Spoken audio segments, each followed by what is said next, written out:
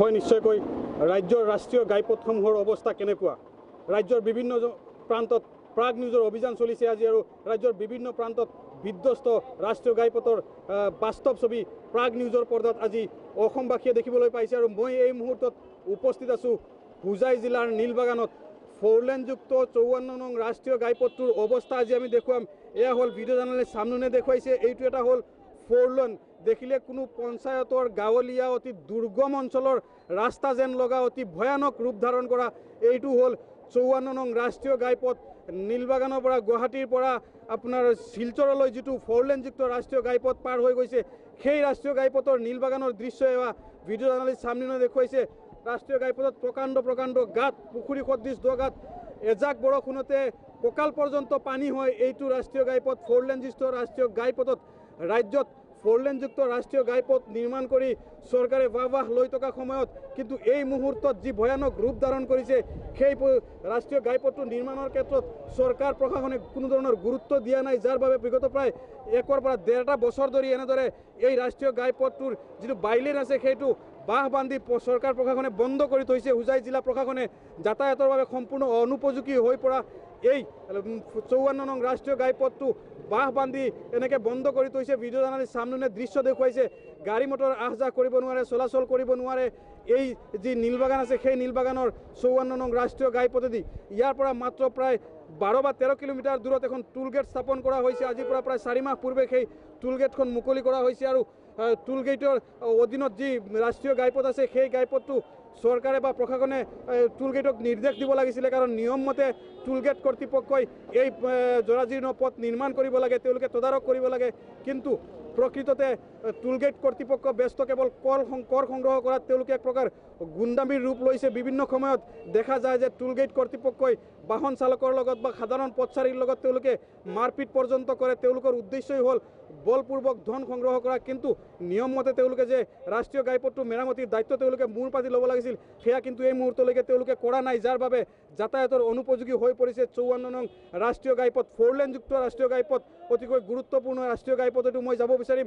মোৰ লগত একাংশ স্থানীয় লোক আছে। মই যদি আপুনি অলপ এইখিনিলৈকে আহে, এই যি ভয়ানক ৰূপ ধাৰণ কৰিছে নীলবাগানত ৰাষ্ট্ৰীয় ঘাইপথে, কি ক'ব?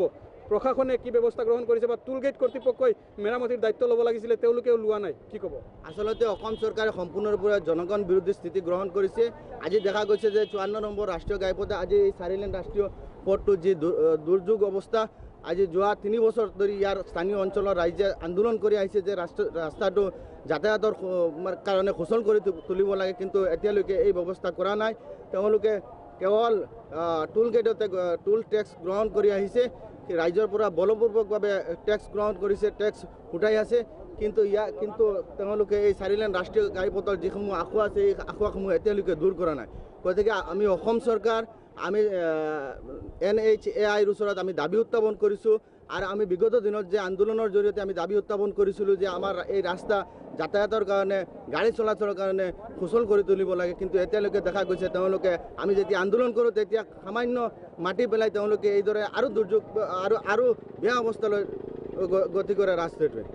হয়, মোৰ লগত আছে এই মুহূৰ্তত হোজাই জিলা আমচুৰ নেতা, যিসকলে দীৰ্ঘদিন ধৰি প্ৰতিবাদ কৰি আহিছে। আপুনি যদি এইখিনিলৈকে আহে, প্ৰতিবাদ কৰি আহিছে এই পথটোৰ মেৰামতিৰ দাবীত, কিন্তু না চৰকাৰ, না প্ৰশাসন, না টুল গেট কৰ্তৃপক্ষ কোনেও গুৰুত্ব দিয়া নাই, যাৰ বাবে জমৰ যাতনা ভুগিবলগীয়া হৈছে স্থানীয় ৰাইজে। কি ক'ব? আপোনালোকে দীৰ্ঘদিনৰ পৰা আন্দোলন কৰি আহিছে 4 লেনযুক্ত ৰাষ্ট্ৰীয় ঘাইপথটো মেৰামতিৰ বাবে। আমি বহুদিনৰ পৰা আন্দোলন কৰিছোঁ বা আমি আমাৰ DC মহোদয়কো বহুবাৰ অৱগত কৰিছোঁ, কিন্তু যেতিয়া আমি যাওঁ তেওঁৰ ওচৰত, তেওঁলোকে কয় যে অতি সোনকালে হৈ যাব, আমি হাইৱেৰ লগত আলোচনা কৰি আছোঁ। কিন্তু আজি 3 বছৰৰ পৰা এনেকুৱা অৱস্থা।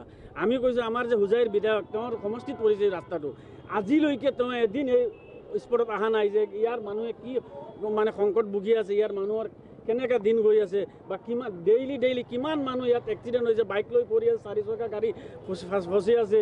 ইমান ব্যস্ততাপূৰ্ণ এটা ৰাস্তা হোৱাৰ পিছতো আমাৰ প্ৰশাসনৰ কোনো ধৰণৰ গুৰুত্ব নাই, ঠিকাদাৰৰ কোনো ধৰণৰ গুৰুত্ব নাই। আমাৰ ইয়াত নগাঁও লোকসভাৰ সাংসদ প্ৰদ্যুৎ বৰদলৈ, আমাৰ হোজাইৰ বিধায়ক, তেওঁ এজন মানে শাসনত থকা বিধায়ক, তেওঁৰ চৰকাৰ বৰ্তমানে শাসনত আছে, তেওঁ আজিলৈকে কিবা এটা পদক্ষেপ লোৱা নাই।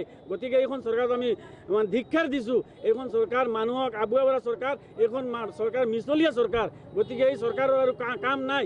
আৰু আজি আমি সকীয়াই দিব বিচাৰিছোঁ, যদি এক সপ্তাহৰ ভিতৰত এই কামখিনি সম্পূৰ্ণ নহয় আৰু মানুহ চলাচলৰ উপযোগী পথটো কৰি নিদিয়ে, তেতিয়াহ'লে আমি ভয়ংকৰ আন্দোলন গঢ়ি তুলিবলৈ বাধ্য হ'ম। এয়া আছিলে প্ৰতিবাদী জনতা। আৰু মই দেখুৱাব বিচাৰিম পুনৰ এই পথটো, এইটো হ'ল হোজাইৰ বিধায়ক শিলাদিত্যদেৱৰ সমষ্টি। হোজাই সমষ্টিৰ অধীনত এই ৰাস্তা। যিগৰাকী বিধায়কে সদায় বিতৰ্কত থাকে, কিন্তু তেওঁ সমষ্টি উন্নয়নত কিমান গুৰুত্ব দিছে সেয়া কিন্তু এক বাস্তৱ ছবি এই মুহূৰ্তত আমি প্ৰাগ নিউজৰ জৰিয়তে অসমবাসীক দেখুৱাবলৈ সক্ষম হৈছোঁ। আৰু আমি এটা কথা স্পষ্টভাৱে উল্লেখ কৰিব বিচাৰিছোঁ যে আগন্তুক নিৰ্বাচনত যিসকলে বিধায়ক সভাত বিজেপিৰ পৰা প্ৰাৰ্থিত্ব বিচাৰিব বা যিসকল বিধায়ক আছে তেওঁলোকে নিজৰ ৰিপৰ্ট কাৰ্ড দিব। এইগৰাকী হোজাইৰ বিধায়ক শিলাদিত্যদেৱে তেওঁৰ কি ৰিপৰ্ট কাৰ্ড দিব?